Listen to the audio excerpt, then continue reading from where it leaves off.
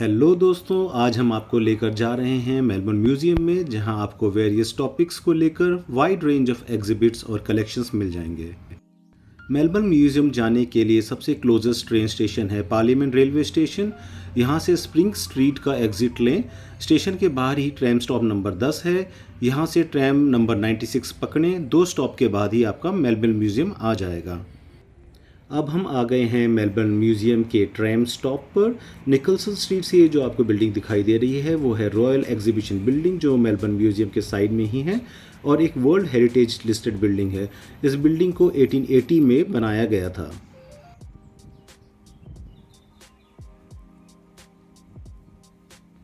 ये है Nicholson street से मेलबर्न म्यूज़ियम जाने का रास्ता। बाहर अभी कुछ कंस्ट्रक्शन का काम चल रहा है, इसलिए स्कैफोल्डिंग्स लगी हुई हैं। अब हम आ गए हैं मेलबर्न म्यूज़ियम के मेन एंट्रेंस पर, जहां से लोग अंदर जाते हैं और टिकट्स खरीदते हैं। बाहर ही यहां पर नेटिव पेंटिंग से रिलेटेड ग्लास वॉल बना रखी है, जो कि बहुत ही कलरफुल और सुंदर दिखती है। अंदर जाते ही आपको समुद्र में रहने वाले सी क्रीचर्स के मॉडल्स दिख जाएंगे। देखिए कितने प्यारे लग रहे हैं। एंट्रेंस में ही आपको हवा में लटकता हुआ पुराने ज़माने का एक प्लेन का मॉडल दिख जाएगा। ये है एंट्री, जहां से आप टिकट्स खरीद सकते हैं। आप टिकट्स ऑनलाइन भी खरीद सकते हैं। एडल्ट्स का टिकट $15 का है और चिल्ड्रंस की एंट्री फ्री है। यहाँ पर आपको जानकारी मिल जाएगी कि कौन सी चीज़ कहाँ पर है और आप अपना विज़िट उस तरह से प्लान कर सकते हैं। म्यूज़ियम की टाइमिंग सुबह 9 बजे से शाम 5 बजे तक होती है।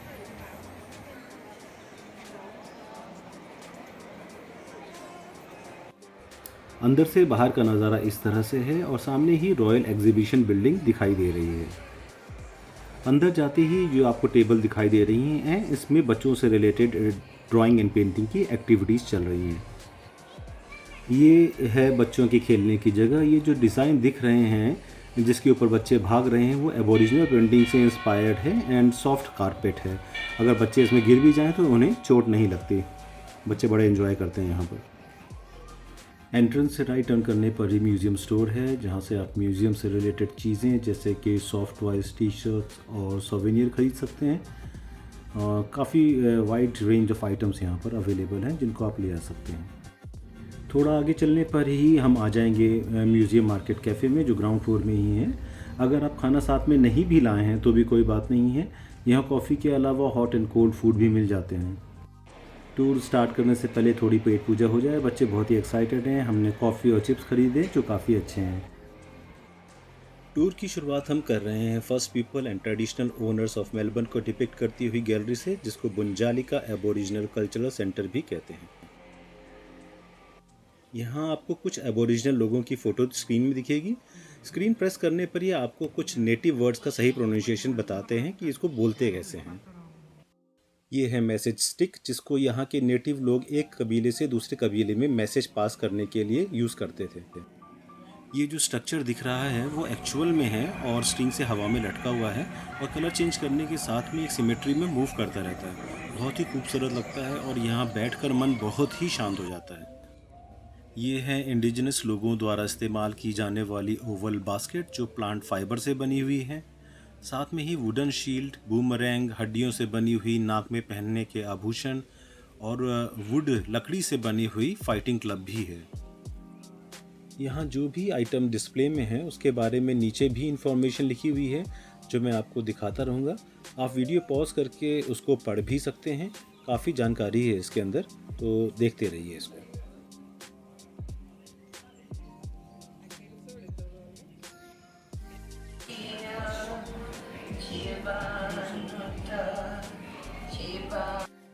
ये है पेड़ के छाल से बनी हुई नाव, जो कि 2010 में बनाई गई थी और उसके बाद इसको म्यूज़ियम में रखा गया। बहुत ही प्यारी लगती है। इसके बारे में जानकारी ये लिखी हुई है।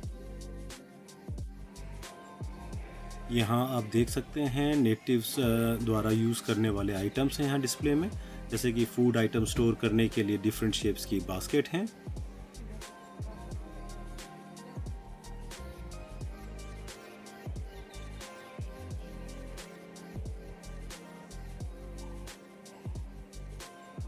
यहाँ पर लकड़ी से बने हुए रेप्टाइल्स, सी क्रीचर्स और एनिमल्स हैं। देख सकते हैं कितने प्यारे लग रहे हैं।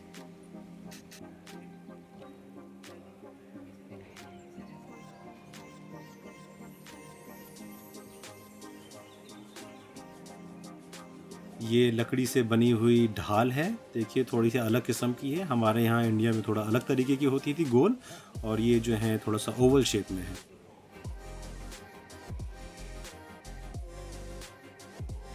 यहाँ पुराने समय के नेकलेस, ज्वेलरी और आभूषण डिस्प्ले में हैं। साथ में ही ऑस्ट्रेलिया का फेमस बूमरैंग भी डिस्प्ले में है, देख सकते हैं आप साइड में।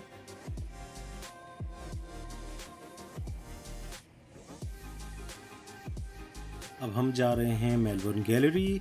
यहाँ देखिए लकड़ी से ये बड़ी बड़ी बोट्स पोल्स के ऊपर बने हुए प्लेटफॉर्म में रखी हुई हैं। उसके साथ में ही नेटिव लोगों द्वारा बनाई जाने वाली पेंटिंग भी रखी हुई है, जो पतंग के जैसी दिख रही है। इसको शायद सेलिंग के रूप में यूज़ किया जाता था, जो कपड़ा यूज़ नहीं करते शायद उसी के लिए इसको यूज़ किया जाता, बस इसमें पेंटिंग उनके स्टाइल की है।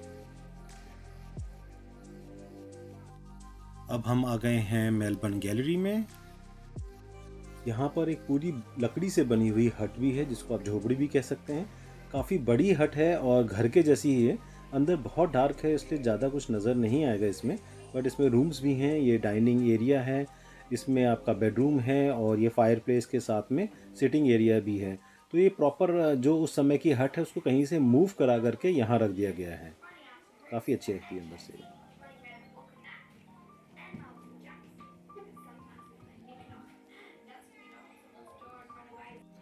ये कॉमनवेल्थ का कोट्स ऑफ आर्म, इसका बड़ा सा सिंबल है। ये फ़ोटो आपको कॉमनवेल्थ गेम्स में और ऑस्ट्रेलिया के कॉइन्स में दिख जाएंगी। यहाँ आप यादगार के लिए एक फ़ोटो क्लिक कर सकते हैं। लाइट का ध्यान रखें थोड़ा सा। यहाँ ऐसे छोटे छोटे थिएटर्स विद सिटिंग अरेंजमेंट बनाए हुए हैं। ये थिएटर्स फ्री टू वॉच हैं। इस वाले थिएटर में 1920, 1930 और 1940 के मेलबर्न के बारे में वीडियो के माध्यम से जानकारी दी जा रही है। तो टाइम ले करके आएँ और इनमें बैठें और जानकारी प्राप्त करें और देखें कि उस समय का मेलबर्न कैसा रहा होगा। ये है 1947 के ट्रूप शिप का मॉडल, जो कि सेकेंड वर्ल्ड वॉर के बाद यूरोप के डिस्प्लेस लोगों को यहाँ बसाने के लिए लेकर आया था।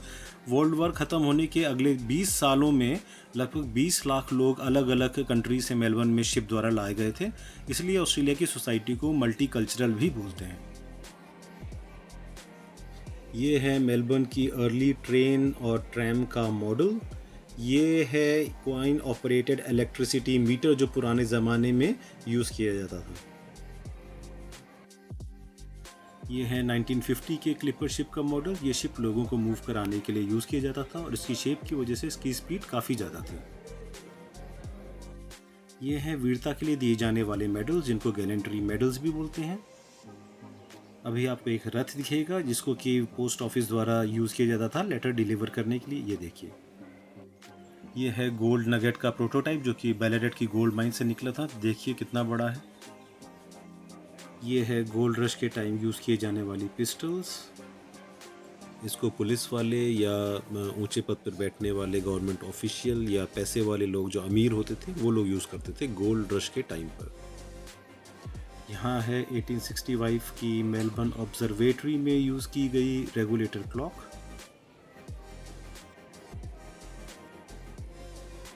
ये है 1885 में मेलबर्न में चलने वाली पहली केबल ट्रैम का मॉडल। ट्रैम्स आपको मेलबर्न में तो मिलती हैं, पर सिडनी में नहीं मिलती। अब हम जा रहे हैं मिनी मेगा मॉडल म्यूज़ियम में, जो बच्चों के लिए साइंस एंड टेक्नोलॉजी से रिलेटेड एग्जिबिट्स देखने के लिए बहुत ही अच्छी जगह है। यहाँ different types of airplanes and ships के मॉडल हैं, जो पुराने समय में इस्तेमाल किए जाते थे। देखिए सारे लकड़ी के बने हुए हैं और बहुत ही अच्छे लगते हैं।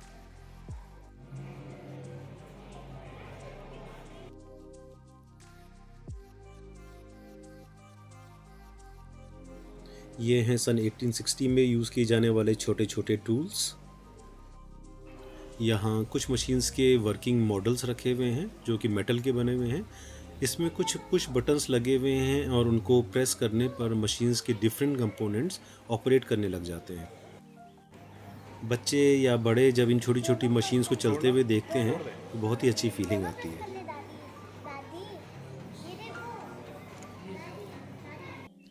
ये है यूएसए का अपोलो लूनर मॉडल, जिसको 1969 में पहली बार मून में लैंड करवाया गया था, बिल्कुल हमारे चंद्रयान की तरह, जो अभी हाल ही में लॉन्च हुआ था। ये है 1860 की पेपर मेकिंग मशीन का प्रोटोटाइप। काफ़ी बड़ी मशीन है और मेटल की बनी हुई है। इसको देखकर लगता है कि बड़ी सी मशीन को छोटा करके रख दिया गया है यहाँ पर। ये है 1955 में यूज़ किए जाने वाली कोल डिगर मशीन। ये है अर्ली हेलीकॉप्टर का मॉडल। यहाँ है 1775 का इटली के रोम में बने कोलोसियम का मॉडल। बहुत ही अच्छा बना हुआ है, बिल्कुल रियल वाली फील देता है। इसको बनाते समय छोटी छोटी चीज़ों का काफ़ी ध्यान रखा गया है। तो देखिए कितना प्यारा लग रहा है। यहाँ है इंसेक्ट्स के मैग्नीफाइड मॉडल जो कि 30 से 50 गुना बड़ा करके बनाए हुए हैं, ताकि बच्चों को ज़्यादा से ज़्यादा जानकारी प्राप्त हो सके इन को देख करके, बड़े मॉडल्स को देख कर। ये हैं 3 dimensional magnified model of viruses. अब तो सारी दुनिया को पता चल गया है कि वायरस क्या होते हैं। इनको 10 से 50 लाख गुना बड़ा करके इनका मॉडल बना करके यहाँ रखा गया है। अब हम आ गए हैं मेलबर्न गैलरी से बाहर। अब हम डायनासोर्स देखने के लिए जाएंगे। उनके स्केलेटल्स यहाँ रखे हुए हैं। बीच बीच में भी उन्होंने काफ़ी एग्जिबिट्स रखे गए हैं, उनके बारे में भी मैं आपको आगे जानकारी दूंगा कि क्या क्या हैं। मेलबर्न गैलरी से बाहर निकलकर आपको वॉल में बहुत सुंदर सी पेंटिंग्स मिल जाएंगी और कुछ एग्जिबिट्स भी रखे हुए हैं। ये हैं 1857 में भारत में हुई 1857 की क्रांति में इस्तेमाल की जाने वाली राइफल्स और तलवारें। यहाँ हैं समुंदर में पाए जाने वाले स्टोन्स और शेल्स। आप यहाँ जब भी आएँ तो थोड़ा समय निकाल कर आएँ, क्योंकि एग्जिबिट्स के साथ पढ़ने के लिए बहुत सी इन्फॉर्मेशन होती है। एंड पढ़ने के बाद एग्जिबिट्स की काफ़ी अच्छी अंडरस्टैंडिंग आपको मिलने लग जाती है कि एग्जिबिट्स एक्चुअली किस बारे में हैं और इनकी हिस्ट्री क्या है।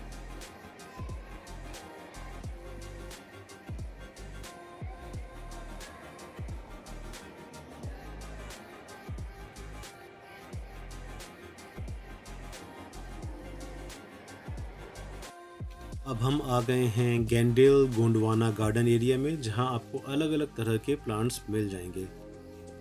अगर आपका प्लांट्स की वैरायटीज़ जानने में ज़्यादा इंटरेस्ट नहीं है तो इस एरिया को अवॉइड करके आप थोड़ा टाइम बचा सकते हैं और उसको दूसरी जगह यूटिलाइज़ कर सकते हैं।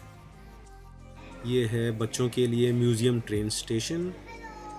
इसमें एक ट्रेन का प्रोटोटाइप रखा हुआ है, काफ़ी कलरफुल है और अंदर जाकर के ऐसा लगता है कि आप किसी टनल में आ गए हैं। बच्चों के लिए ये अच्छा फ़न एक्सपीरियंस है। ये देखिए कितना प्यारा लग रहा है, अंदर से लाइटिंग वगैरह भी काफ़ी अच्छी की गई है इसमें।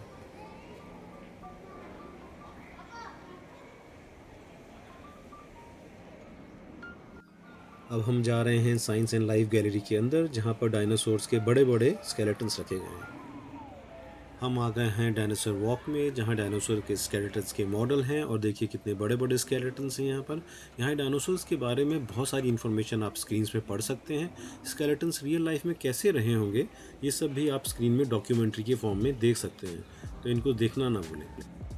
यहाँ है wide range of rocks, James और मिनरल्स, जिसके बारे में डिटेल इन्फॉर्मेशन भी डिस्प्ले में या स्क्रीन में वीडियो के फॉर्म में ये लोग दिखाते रहते हैं।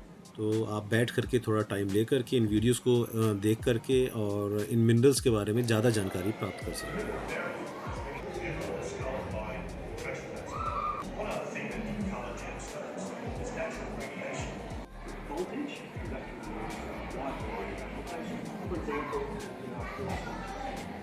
The gemstones, ruby and garnet, have interesting properties that can be used to generate means of light. The way that Phil Birch's used in Victoria is the zirconium phosphate. And some zirconium phosphates are very unusual. यहाँ हैं dynamic अर्थ के models. इसमें 4.4 billion years पहले अर्थ कैसा दिखता रहा होगा, वहाँ से लेकर आज का अर्थ और 100 मिलियन ईयर्स के बाद का अर्थ कैसा दिखेगा इन फ्यूचर, इसके सारे मॉडल्स रखे हुए हैं। तो देखिए बड़ा अच्छा लगता है, इनके बारे में इंफॉर्मेशन भी आप पढ़ते रहिए।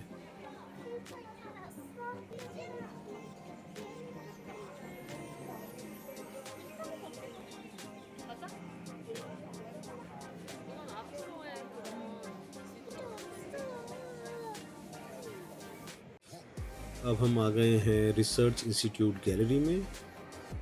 यहाँ पर ऑस्ट्रेलिया के तस्मानियन टाइगर, जो कि अब एक्सटिंक्ट हो चुका है, उसका मॉडल और स्क्रीन डिस्प्ले में लगी हुई है। ये स्पीसी एक्सटिंक्ट हो चुकी है और लास्ट तस्मानियन टाइगर 1936 में तस्मानिया के होबार्ट ज़ू में मर गया था।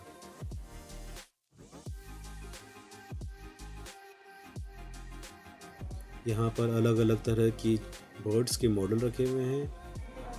यहाँ स्क्रीन पर सी क्रीचर्स और फिशेस के बारे में डिटेल इन्फॉर्मेशन भी दी जाती है इस तरह से। ये हैं डिफरेंट टाइप ऑफ पेंगुइन्स के रियल लाइफ मॉडल्स।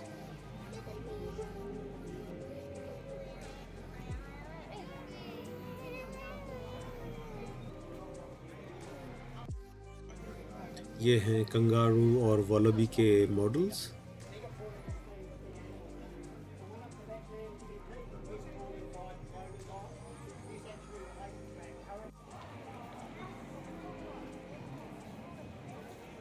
यहाँ हैं डायनासोर्स के बड़े बड़े स्केलेटन्स और इसके बारे में डिटेल इन्फॉर्मेशन स्क्रीन में दी गई है। वो रियल लाइफ में कैसे दिखते रहे होंगे इसके बारे में आपको यहाँ पर जानकारी मिल जाएगी। ये यहाँ का सबसे बड़ा अट्रैक्शन है और दूर दूर से लोग इनको यहाँ देखने आते हैं। देखिए कितना प्यारा लग रहा है और कितनी बड़े इस एरिया में ये स्केलेटन्स रखे हुए हैं।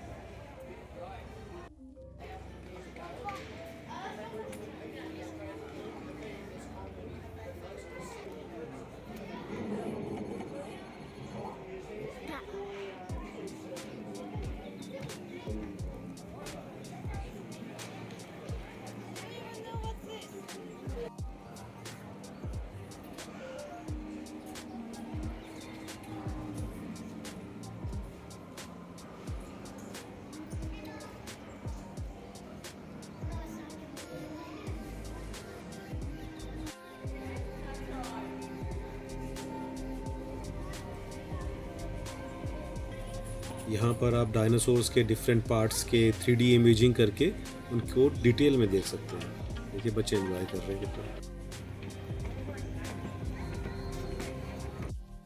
ये एरिया भी बहुत अच्छा है। चारों तरफ बड़ी बड़ी स्क्रीन्स लगी हुई हैं जो जंगल का बहुत अच्छा अनुभव देती हैं और वॉक करते हुए लगता है कि आप पुराने समय में डायनासोर्स के बीच में जंगल में वॉक कर रहे हैं। ये बहुत ही अच्छी फीलिंग देते हैं और बट डर नहीं लगता। आवाज़ें तो आती रहती हैं लेकिन हाँ डर नहीं लगता, लेकिन फीलिंग अच्छी आती है।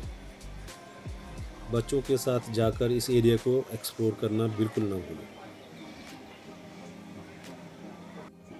अब हम आ गए हैं ब्लू व्हेल का स्केलेटन देखने के लिए। ये इस म्यूज़ियम का सबसे बड़ा स्केलेटन है। ब्लू व्हेल इस अर्थ का सबसे बड़ा क्रीचर है। यहाँ जो स्केलेटन है वो 18 मीटर बड़ी ब्लू व्हेल का रियल है और ब्लू व्हेल रियल लाइफ में 30 मीटर तक बड़ी हो सकती है। It's amazing. कई लोग तो इसको डायनासोर का मॉडल समझ कर ही कंफ्यूज हो जाते हैं, बट आप कंफ्यूज नहीं है, इसलिए मैंने आपको सारी जानकारी इसमें दे दी है।